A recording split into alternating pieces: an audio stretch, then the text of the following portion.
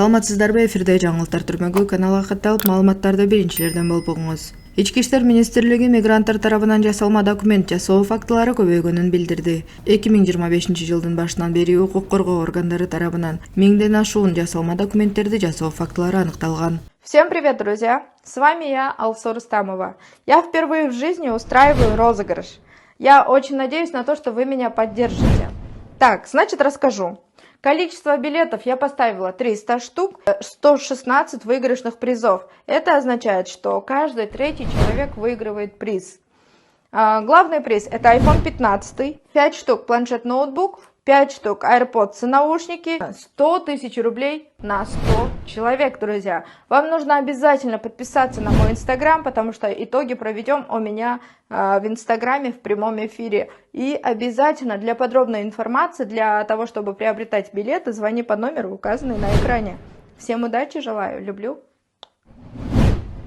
Бул 2024 жылдын көрсөткүчтөрүнөн 41%га жогору. Февраль айынан бери мигранттарга мыйзамсыз кызмат көрсөткөндүгү үчүн 500 000 рубльга чейин айыппул салынган. Россияда 2025 жылдын башынан бери миграциялык документтерди жасалмалоонун 1374 фактысы аныкталган. Бул 2024 жылдын ушул мезгилине салыштырмалуу 41%га көп, деп билдирди Ички иштер министрлигинин расмий өкүлү Ирина Волк. Полиция миграция тармагында мыйзамсыз кызматтарды сунуштаган телеграм-каналдарын такай аныктап турат. Алар тууралуу маалыматтан кийин бөгөт коюу үчүн Роскомнадзорго жөнөтүлөт, деп жазган ал телеграм-каналында. Ички иштер министрлигинин расмий өкүлү чет элдиктерге Россияда жүрүү үчүн керектүү документтерди алуу үчүн ведомствонун паспорттук визалык кызмат федералдык мамлекеттик унитардык ишканасынын аймактык органдарына жана филиалдарына, ошондой эле Москва шаарындагы Сахарова көп функционалдуу миграциялык борборуна кайрылууну сунуштады. Ал документтерди жасалмалоо кылмыш жоопкерчилигине алып келерин эскертти. Мыйзам бузуунун кесепеттерин болтурбоо үчүн миграциялык каттоо документтерин, миграциялык карталарды Россияда жашап турууга жана иштөөгө уруксаттарды үчүнчү жактардан, анын ичинде жарнамаларды жайгаштыруу үчүн онлайн платформалардан сатып албаңыз жана аларга жеке маалыматтарыңызды бербеңиз,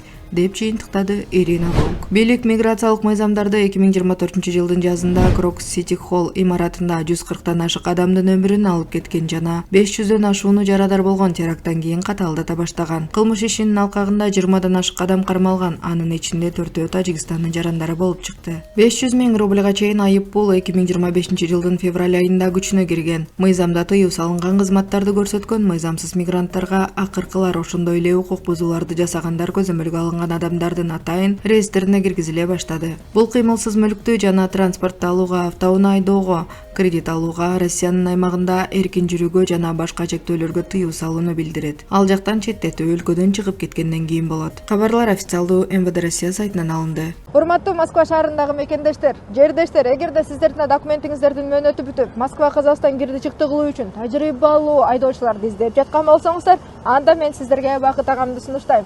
Андыктан Бакыт агама чалыңыздар, номерин экранга жазып койдум. Алсунун атынан, Алсу Рустамованын атынан деп барсаңыздар, сиздерге жолго чыгуучу документтериңиздерди бекер кылып берет, байке? Ооба. Токтоңуздар да. Андыктан баарыңыздарга ак жол, аман эсен барып келиңиздер.